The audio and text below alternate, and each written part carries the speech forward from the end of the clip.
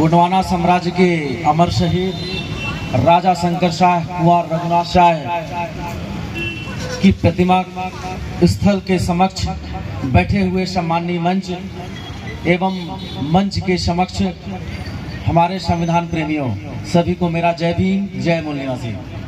साथियों, आज का जो ये विषय है डिजाइन किया गया है संविधान क्रियान्वयन के 75वें वर्ष चुनौतियां एवं समाधान। तो साथियों, आज हम देख रहे हैं कि संविधान को लागू हुए 75 वर्ष हो गए हैं और हमारे बीच अभी भी वो चुनौतियां हैं जो हमारी समस्याओं का समाधान नहीं कर पा रही हैं। तो इस देश में 75 साल संविधान की शपथ लेकर देश को चलाने वाले लोग कौन हैं? अगर संविधान को जानने समझने वाले लोग होते तो क्या ये देश में अभी ऐसी चुनौतियां होती? क्या वो समस्या बनी रहती? क्या नहीं बनी रहती? तो साथियों, सबसे बड़ी जो समस्या है वो है मजदूरों की। आज मजदूर दिवस मना रहे देश भर के लोग, उन मजदूरों के लिए थोड़ी चर्चा करेंगे तो हमारी आधी समस्या खत्म हो जाएगी। लेकिन वो समस्या बिना भारतीय संविधान के बगैर नहीं खत्म हो सकती। तो कैसे होगी? अभी आप देख रहे हैं कि मनरेगा में 1 अप्रैल 2025 से शासन ने कितना रुपए दिया उनको मजदूरी? एक दिन का मात्र 261 रुपए। 2025-26 की बात है और वो मजदूर अपने एक दिन में कितना खर्च करता है?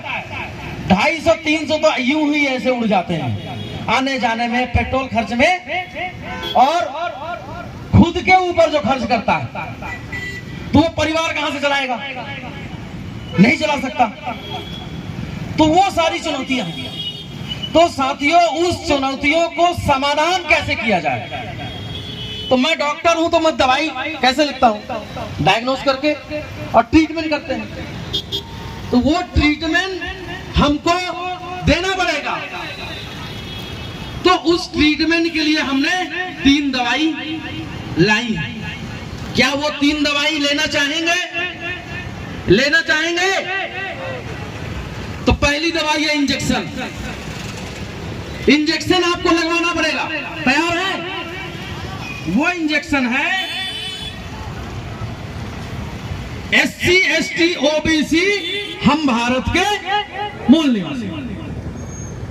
वो इंजेक्शन हम आपको दे रहे हैं, आपको भी लगाना है और समाज में भी जाकर के लगाना है। अब पूछेंगे, ये जो इंजेक्शन है उसको मैन्युफैक्चर किसने किया? तो साथियों, मैं दवाई नहीं दे रहा अपने से, ये राष्ट्रपिता ज्योतिबा फूले का उपज है। कैसे?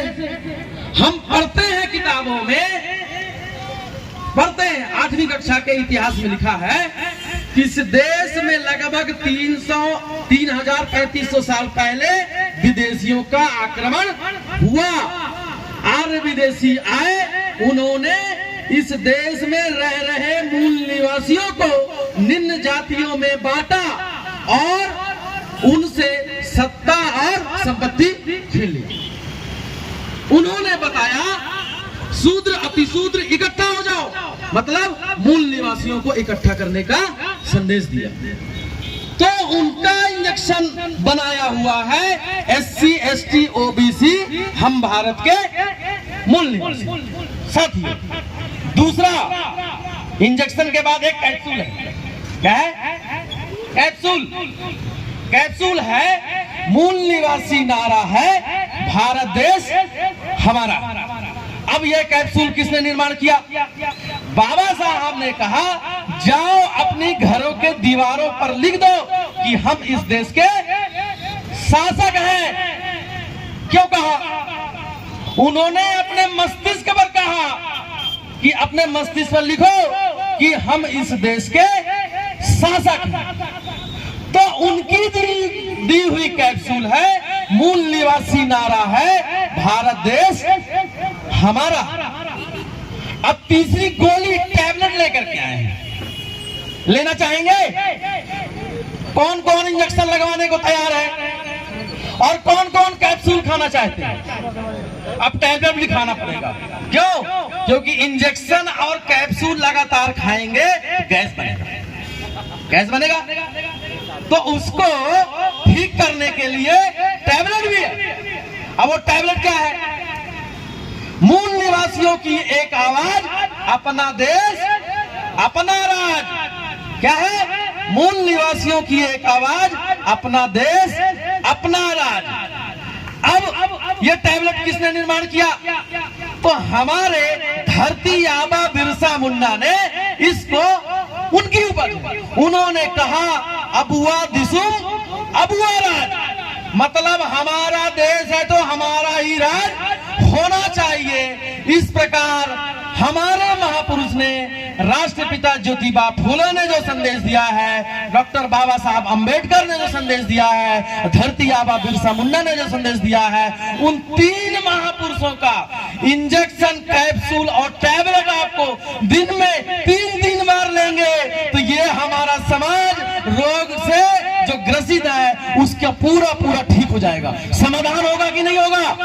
हो जाएगा।